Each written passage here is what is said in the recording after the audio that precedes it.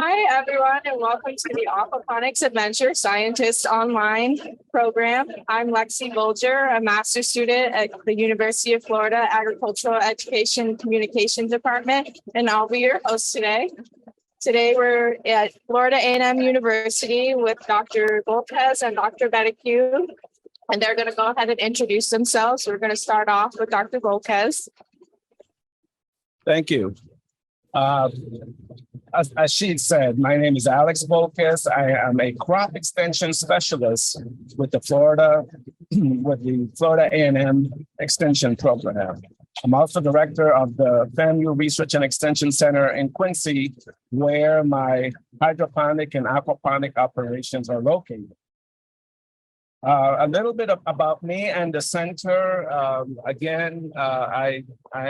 I do quite a bit of work in protected agriculture as it relates to high tunnel production of fruits and vegetables.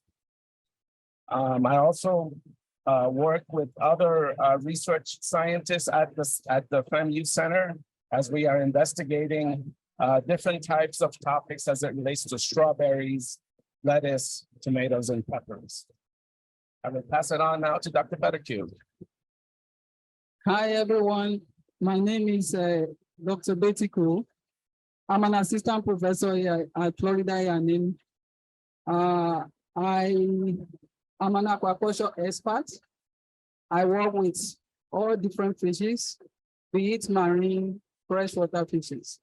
I'll be talking more about my research, but my research is divided into two main areas: development of diet for cultured fishes, and also evaluation of the environment, that is the water environment, how to make sure it supports the health of the fish. So I look at the microorganisms in the water environment. Thank you. And now Dr. Bolges is going to talk more about his farm in Quincy. Thank you. So we're going to start and show you a PowerPoint slide presentation on aquaponics. It also includes some hydroponic systems, and I'll be glad to share that with you today.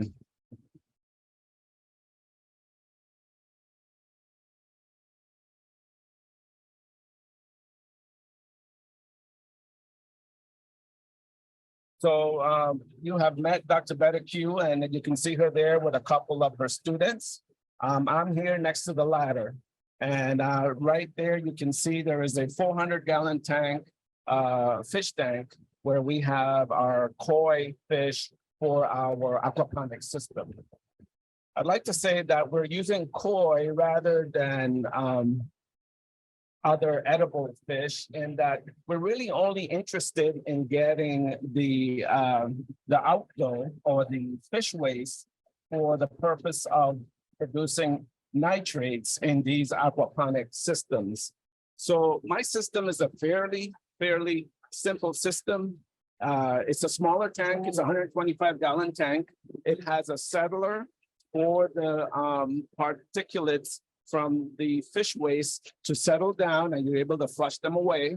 And then you have a bioreactor with beneficial microorganism, mainly bacteria, that helps to break down the ammonia that is in the fish waste and convert it to a form of nitrogen known as nitrate that actually plants can use for uptake, growth, and development.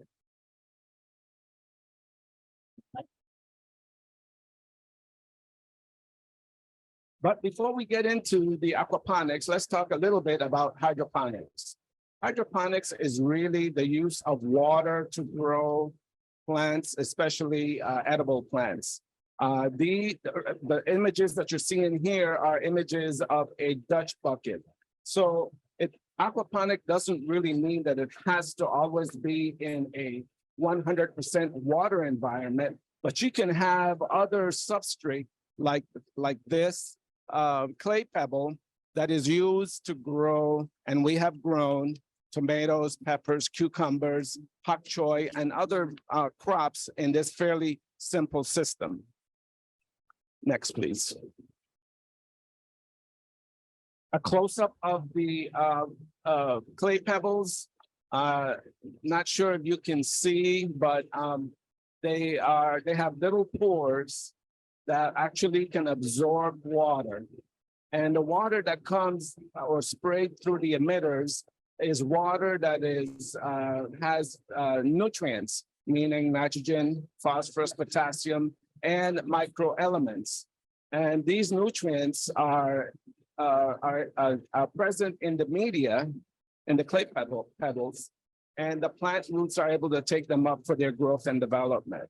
So we find this to be a very good system. Another system that I very much like is called a nutrient film technique. This one is really water-based, but it puts out a very thin film of water that runs from an angle that's higher, and then it actually gradually goes down in elevation so that the water at the where the little hoses are at the head point can then be delivered, and then as it runs down the channel or the gutter, it interacts with the roots, and then the roots are able to take in the water and the nutrients. Very great system for lettuce. You can see we have some very small lettuce slips, but currently these have grown and they're actually ready for consumption right now. Next. Another part of the hydroponic systems that we have is a vertical tower. These are vertical towers that are from a local company in Ocala, Florida. We use them very much so, again, for lettuce, but we can also grow strawberries, tomatoes, peppers, and other crops in the lower tier of the vertical towers. So you see, they are 4 white baskets, and then at the very bottom, there is a black container. This is not a circulating system, but rather an open system, so that when nutrients are delivered to the top of the containers, the white containers, it saturates that media, and then it drips into the second, third, and fourth container before it goes to the last container, which is the black container. And then from there, the water is dispersed. A close-up of a Jericho is one of our popular lettuce, as well as a magenta, which is kind of a reddish, or perhaps it's a Cherokee. It's hard to tell currently from this image. But nevertheless, these are leafy lettuce that you find in your grocery stores, and they can be produced very, very well in a hydroponic system. Going back to the Dutch buckets, we have a quick footage that shows you it's a system of almost 10 or 12 containers. Water drips out of the emitters. Again, the water is nutrient rich, and so it has all of the elements necessary for plant life. The NFT system, like the Dutch bucket, these are all circulating system, meaning that the nutrients and the water is circulated within that system. And you can see it drips from the top. As the water runs down the channel, it interacts with the roots and the plant grows. Another shot of the NFT system with variability as it relates to color, a lot of greens and reds. And so again, these are all systems that require very little labor once it's set up, that can give you a good bit of return. We're looking at oak leaf Denise, another red. This is probably Cherokee, but there's different types. We have tested 16 different cultivars for lettuce production at our research center in Quincy. A lot of what you're going to be seeing is the lettuce that is being used very, I take these home and I eat them myself. They taste very good. And so I could not tell the difference between store-bought and fresh. Of course, there's some people that will tell you that things taste better when they're fresh. It might be a state of mind, but it may be true as well.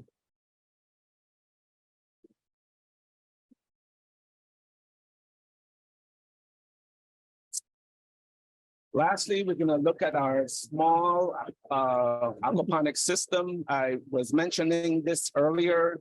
It's a 125-gallon tank. And the water moves from the tank through PVC pipes into a settler. That settler, the heavy particles goes to the bottom. We can flush them out, and then they can be transferred. The water in the settler is transferred into the bioreactor, where microorganisms help to break down the ammonia into nitrite and nitrate. And nitrate is the preferred form of nitrogen that plant needs to grow. Let's go to the next slide. In the bioreactors, you'll see I'm going to hold up a little disc, but again, this is the 400-gallon tank. We have koi. They're very lively fish, as you can see. And sometimes, you know, they're hungry right now, so they're looking for food. We feed them a couple times a day. We're really not doing any type of fish research, but in fact, demonstrating what a hydroponic system is for those producers that would be interested in expanding their operation to include an hydroponic and aquaponic production. Inside the biofilters, there are these little radial discs, and these discs provide habitat for the microorganisms to attach themselves and then break down the ammonia into nitrate before it leaves and goes into the deep water culture system. And here's the radial disc. Again, think about microorganisms just hanging out and grabbing ammonium molecules, food, and breaking it down into nitrates. This is a filter, or a type of filter in the deep water culture system before the water returns back to the original fish tank. And so again, aquaponics is a very much closed system, and water is recirculated within the fish tank, the bioreactor, and the deep water culture system before it goes back to the headwaters of the tank. In the far distance, you probably saw some beds, and those were the deep water culture systems. All right.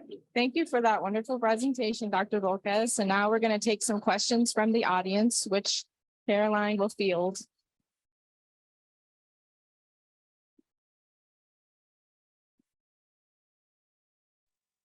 So I've got a question. Could you plant like row crops in like a small batch of row crops in hydroponics? I'm not very familiar with hydroponics, but I think it's really, really cool. Yeah, that's an awesome question. So our first question is, could you plant row crops in a hydroponic system? So row crops says that the plants are all in one row. And yes, you could, but you're limited by how big your hydroponic system is. As it relates to the tower system, remember that we have 4 baskets, and in each basket, we can put about 4 plants, and there is 4 baskets. That's 16 plants in 1 square foot area. Whereas if you would take that same 16 plants and plant them in a row, it would probably extend 4 or 5 feet. So really, the tower system has a very, very small footprint. And so it would help to reduce the number of plants you're going to need outside in a row. Awesome. Thank you for that answer. And thank you for that awesome question. Are there any other questions?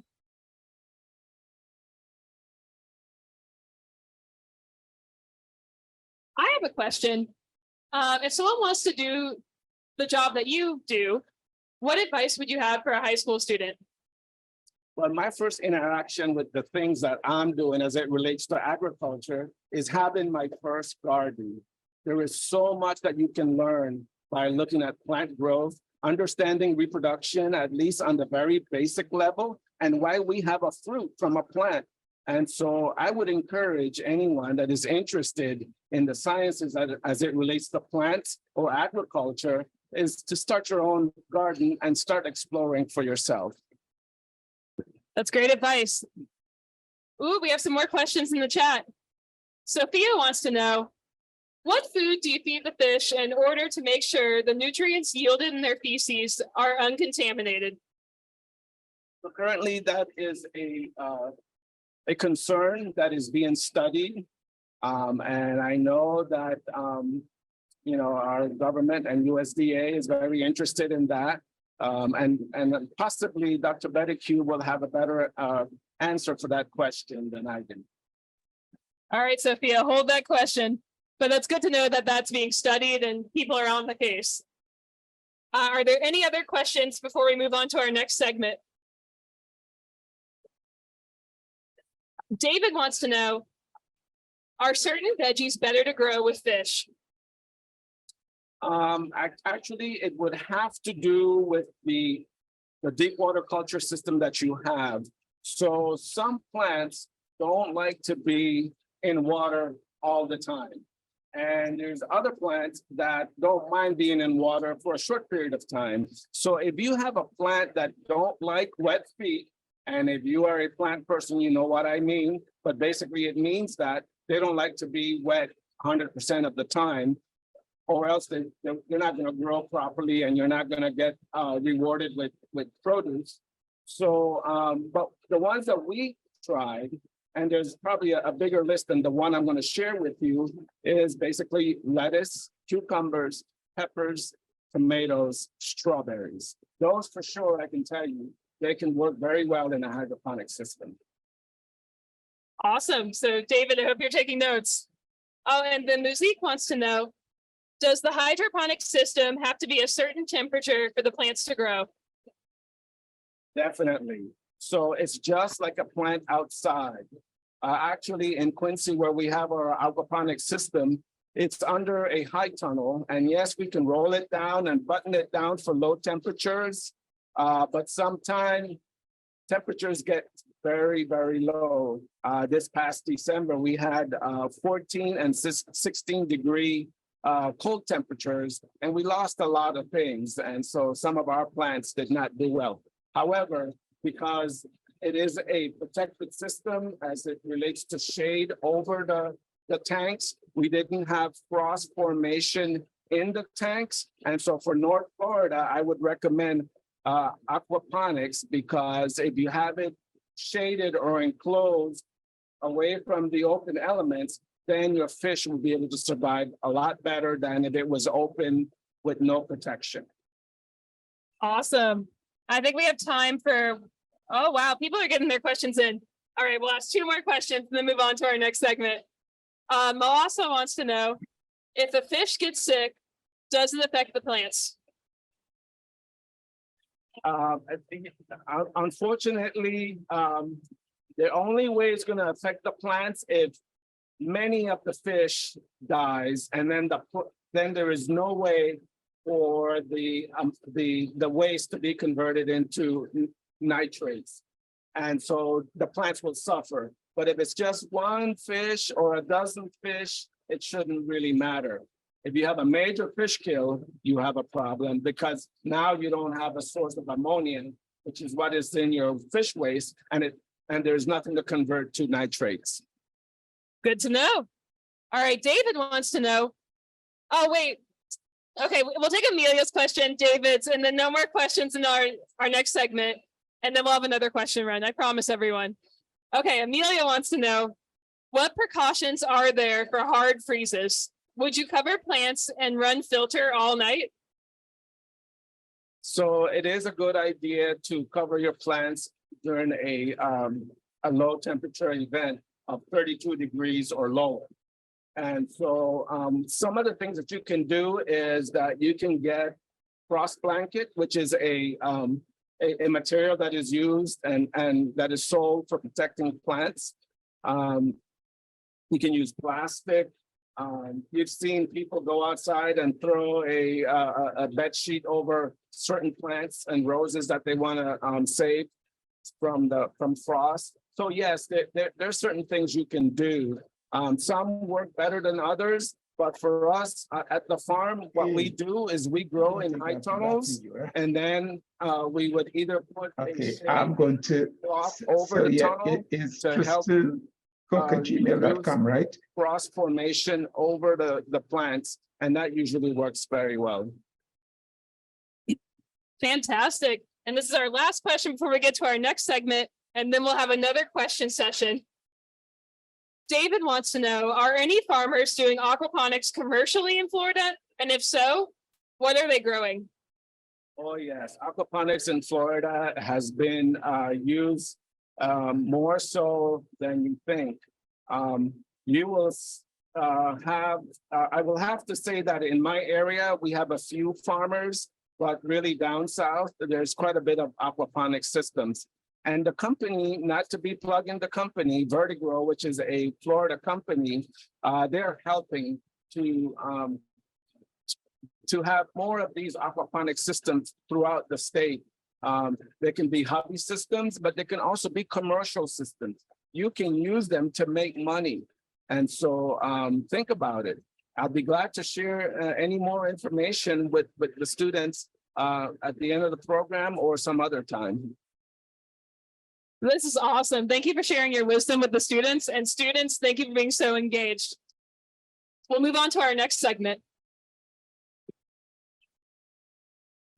Hi, everyone. Our next segment will be with Dr. Betiku, and we are in her lab today at Florida A&M University in Tallahassee, and I'm going to pass it off to her, and she'll tell you a lot more about it. Hi, everyone. Once again, we'll be talking about aquaculture, because aquaculture connects to the hydroponics. It is an essential part of hydroponics. So before I get started, I would like to tell you that we have the dean, the dean of the college. He's gonna say hi. Hello. It's great being here. And I hope you'll get a lot from this information. Thank you. Thank you, Dean Taylor. I'll be talking about aquaculture. My research is based on the students that work with me. I don't take all the sources, they do the work together with me. I have two of the students that work with me here. The first one is the master student. Hi, everyone. My name is Hallelujah. She'll be talking more about our research data. Also, I have with me another graduate student. Hello, everyone. My name is Nathaniel. Thank you. So I'll be talking about aquaculture. What is aquaculture? Okay, aquaculture is the controlled production of aquatic organisms such as fish, shrimps, and to mention a few. So as you can see, culturing of live animals in a controlled environment. The setting you have today is a controlled environment. It's different from the water system you have outside, where you have plants, everything flowing into it. We have door closed, we have all the water in a tank. So I'll be introducing this to you. First of all, I would like to go to tell you about the type of fish we have in the system.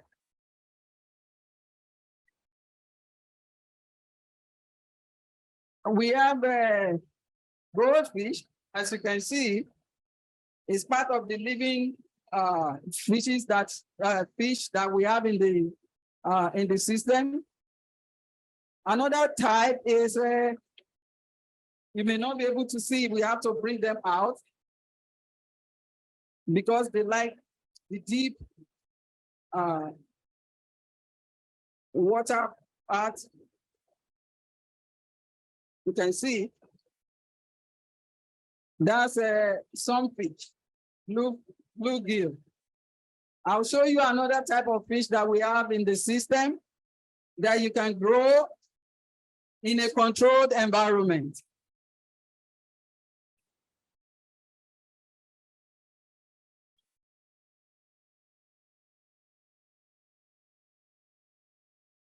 Just give me 1 minute. We try to change the net to make sure we don't contaminate the tanks.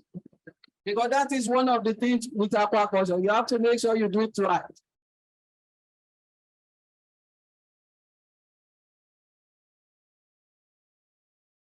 Okay. We're trying to get the fish they are hiding. Hopefully we can get some of them.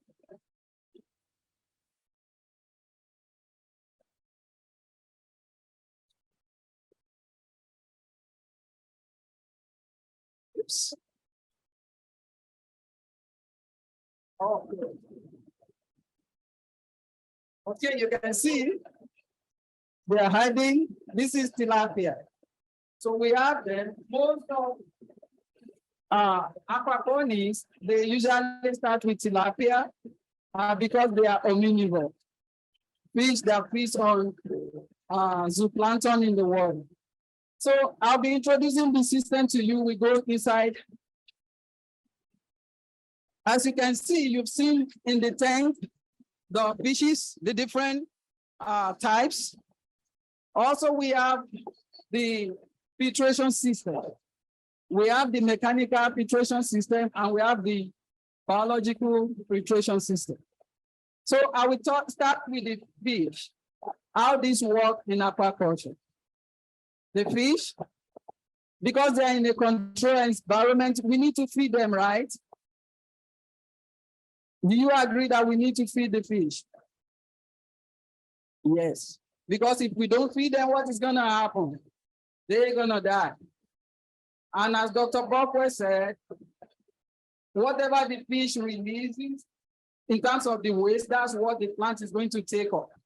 So we feed the fish. My work is to develop diet that makes the fish to grow and to stay healthy. How do we do that? I will show you some of the things we use in diet formulation.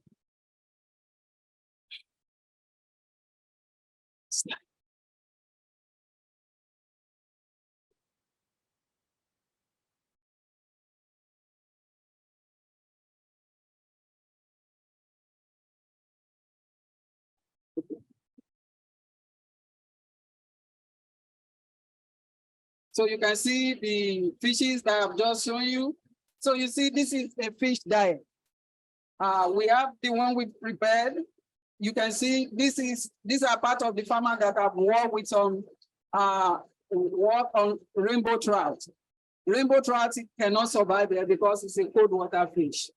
So what do we use in formulating diet? I think these are familiar to many of you.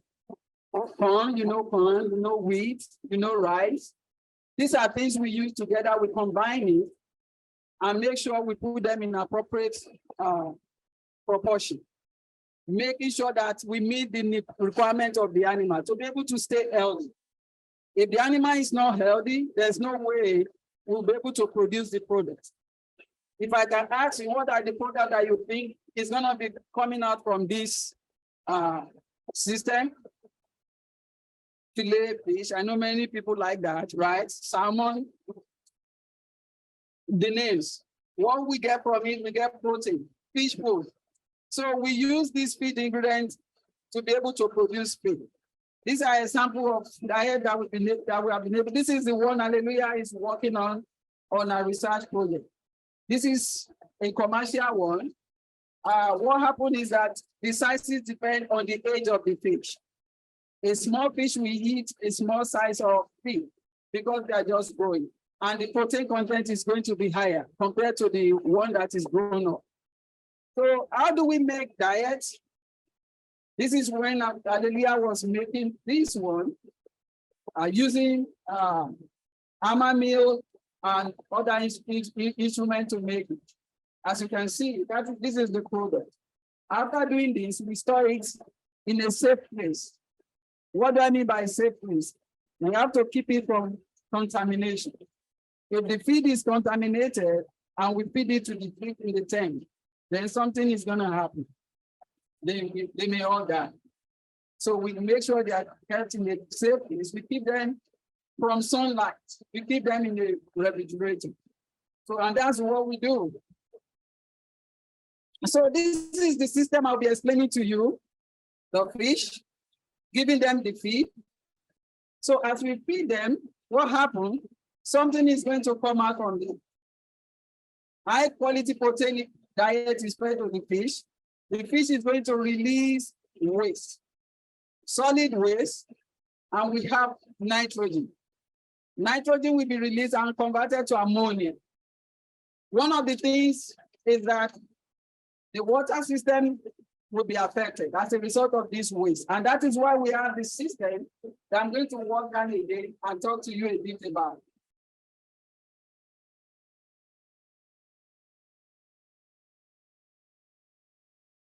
So I said the other time we have the mechanical system and the biological system. This is a mechanical system. This is a sand filter. What it does is to get the solid waste and store it. Make sure the tanks are clean. We have another type. We can use the bead filter. The bead filter is more efficient than this sand filter. But we have a foam fractionator. This one takes smaller particles and pick it up from the tanks and make sure and take it away. The waste that is deposited here, we have to do backwash in order to release it out. Since this is a recirculating system, water use is very, very efficient. In some systems, water just come in and come out. But in this system, water efficiency is very good. So water release could be about 3% out. So more than 90% of the water is being recirculated, which is very good. So after the system is clean, what happened for the solid waste? We now have ammonia that is a major problem. Ammonia is very, very problematic in aquaculture system. And that is why we monitor water quality in the tanks. One of the instruments we use the probe, a multi-parameter probe, as you can see with the student. We have to come and make sure we test and look at the parameters. Some of the parameters we look at, you can see the pH of the tanks, the temperature, the dissolved oxygen. In some systems, salinity may be very, very important when you are dealing with marine system. This is a freshwater system. So pH is very important. Temperature is very important. Dissolved oxygen is very important. If I can take you to just a little bit of science, you know what happened during the sun, during the day, photosynthesis, right? What happened? Carbon dioxide plus what? Water. What does it produce? Carbohydrate and what? Who has the answer? Oxygen or what? Oxygen, right? That is the photosynthetic pathway. So during the day, because of sunlight, there is high activity of photosynthesis. You see it happening in the water. During the night, what happens? Because there is no sunlight, there is changes in the pH and the temperature of the tank because everything is going to slow down. So the dissolved oxygen is always high or higher during the day, but during the night, you have low dissolved oxygen. So we pay attention to these things when we come early in the morning to check the tank because they are important in what happens to the fish. Now, what does the biofilter do? The biofilter has microorganisms. These microorganisms, they deal with ammonia. How many of you have heard of fish kills? Where you see the lake, you see fishes flying or fish flying on the water, you know, maybe as a result of build-up of ammonia or some other thing. So ammonia kills the fish. It clogs the gills, and the fish won't be able to breathe very well, and they die. So inside this biofilter, we have microorganism. Let me show you this, how it works.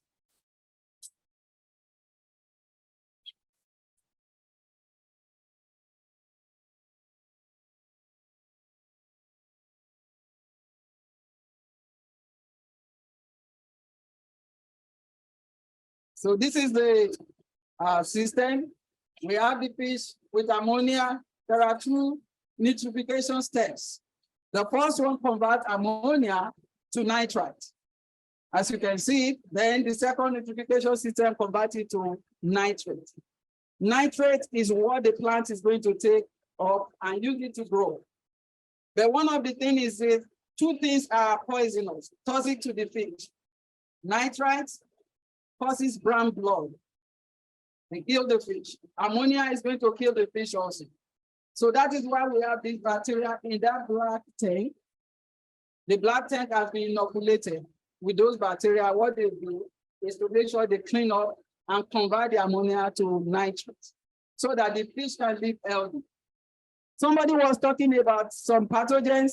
We have UV attached there and make sure they take care of the pests or the pathogens that we do not want. And disinfect the system. So this is a system where the students were measuring, determining water quality parameter. There are some parameters you cannot do with the probe. You may have to use the calorimetry method. Like the ammonia, you may have to do that. So what you are going to get is that you are going to get the total ammonia nitrogen. Then you convert it based on the pH and the temperature. Looking at the chart, you'll be able to see the unionized ammonia and the one that is different from the ionized ammonia. As I told you, the ammonium is not toxic, but the ammonia is very toxic. You do not want it in water. So this is the system where we look at it. The students look at this and make sure the water quality the qualities are well maintained.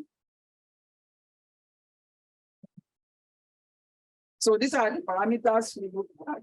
There are other ones that we also do that, depending on, these are the major ones for freshwater systems.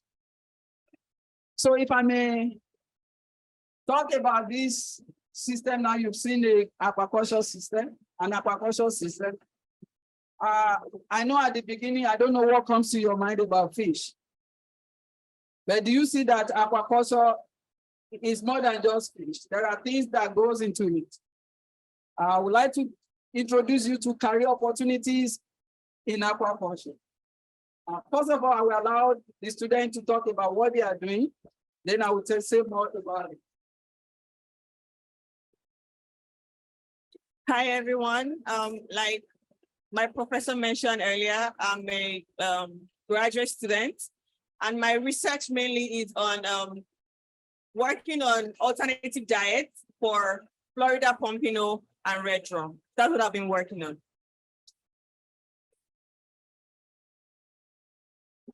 And I'm actually an animal science and pre-veterinary medicine major, but Dr. B was a professor of mine, and I thought it'd be an excellent idea to try a new opportunity and learn something new. So as you can hear from these scholars, they've been doing an amazing job. All the work they've been doing it. But in addition to what they have said, you can see other career opportunities. It goes beyond fisheries. You can see you can become a fish manager. You can become fishery technicians, extension agents. If you don't want to even handle fish, you can work in wastewater treatment and be the analyst. You can even be a farmer, employ people on your farm. You can be an habitat restoration specialist. As Nathaniel has said, he is going to vet school. He wants to become a vet doctor. So if that is your passion, yes, you want to specialize on use fish as your own animal, yes. One of the things that many people doesn't realize is the contribution of aquaculture to biomedical research. Many of the discovery we use animal, like zebrafish. How many of you know zebrafish? We use it a lot in biomedical research. So if that is your passion, you can also work in that. One of the things is that the tools of science that we apply in aquaculture, you can also apply it to women. So there are a lot of opportunities. One thing that I do not put on the list, you could be the one that will work on the engineering part, constructing all this. So there are many opportunities for you. So if you have any question, please let me know. Thank you for listening. And this is my address and email and that of the Dr. Bolques. Thank you.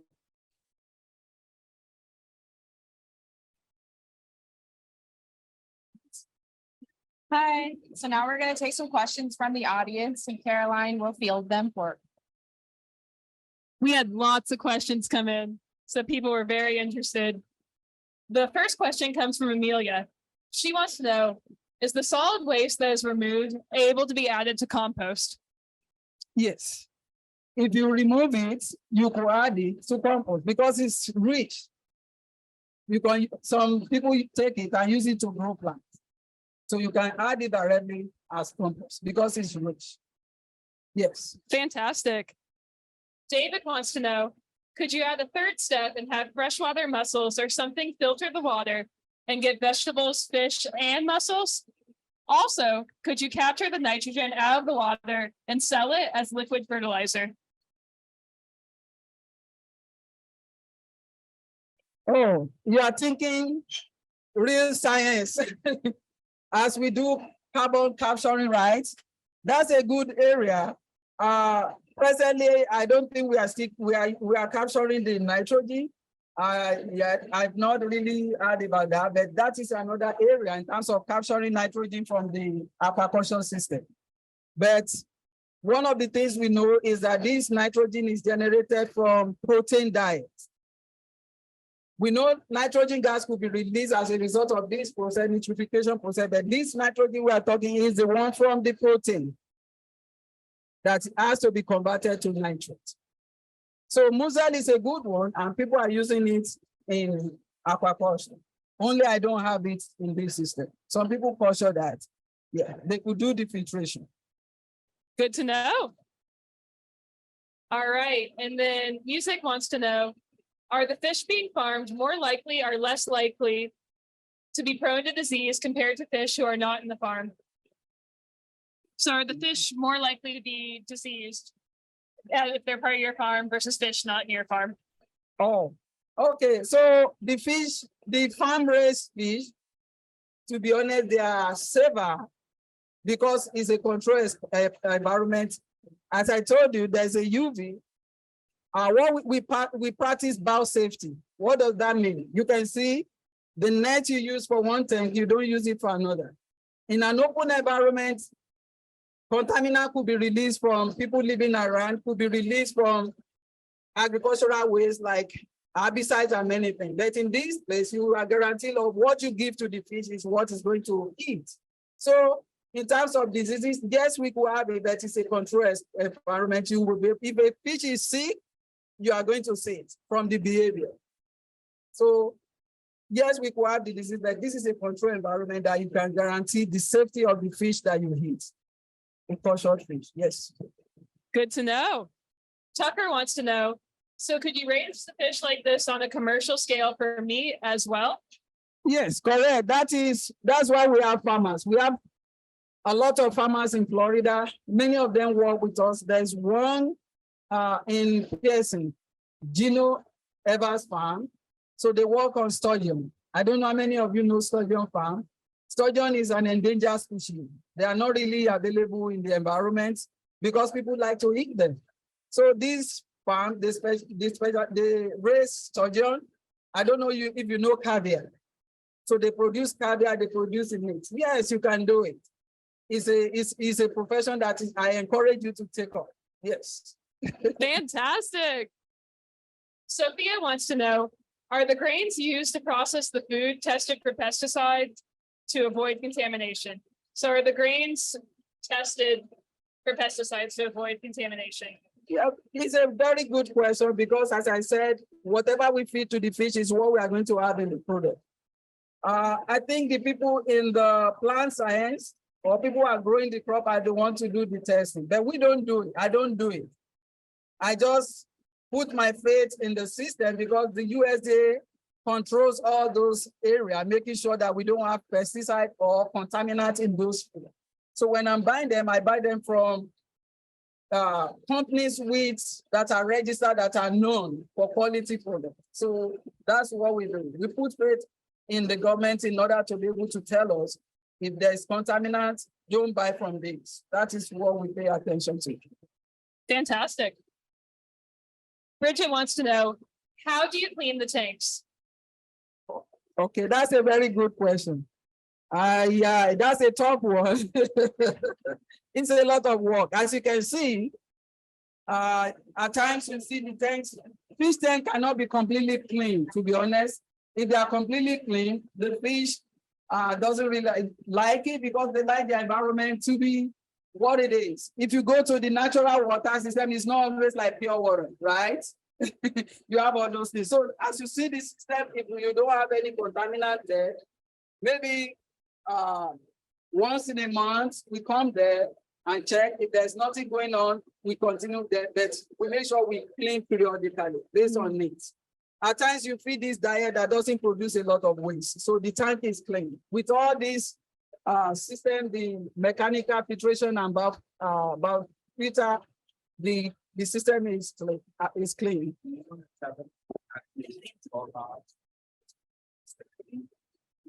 want to talk about not to use cleaning solution. Okay. In tanks. So when you are cleaning, make sure you don't use chlorinated water.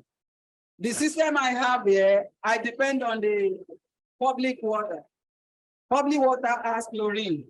So when you are washing, you don't put detergent and just be cleaning. You make sure you follow rules and don't use chlorinated water because that can affect the health of your fish. So we pay attention to that. And make sure that you dry every material after washing them. Because by drying, then you make sure the microorganisms, you don't allow them to grow. They grow on the wet surface. All right, we have another question from Amelia.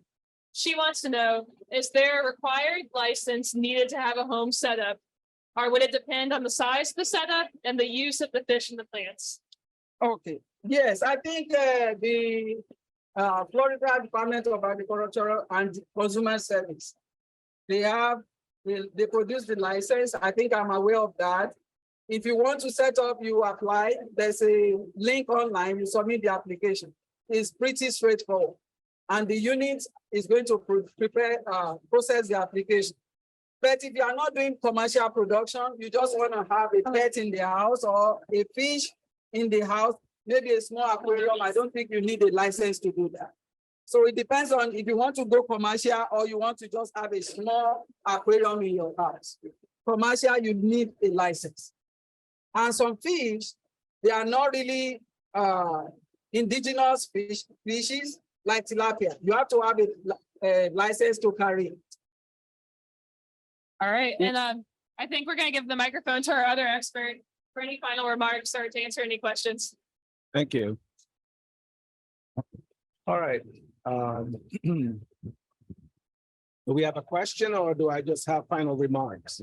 Final remarks, let's go for it. All right, so I understand that this is a high school audience or perhaps middle school. Again, when I was asked, how did I get into this career path? I told you that, I had a garden and actually there was so much interest in what was happening there. Insects, diseases, things, that you don't understand, but your curiosity will drive your interest. And so I've joined FFA. That was a very good turning point in my life. I realized that I'm more in tune into what's happening with plants. It's also great that, hydroponics have grown or perhaps got hijacked by aquaculture to create aquaponics, because aquaponics is aqua, which is water, and ponics, the production or the cultivation of fish and plants. And so this is a very good marriage as it relates to, growing a protein rich fish for consumption. And then you have your fiber and your plant material and your fruits and vegetables and those kind of things that you can enjoy. So I encourage you all to investigate your curiosities and to join an organization that will help you to grow somewhat like 4-H and FFA. And then we have one more question from Chris. He wants to know, if the youth wanted to come to Florida A&M University and study this, what would they need to do and what should be their major? That's a very good question. We would love to have you at Florida A&M University. You apply to the College of Agriculture. I'm in the animal science. We have to track, pre-vet, and the industry. We are planning to have a minor in aquaculture.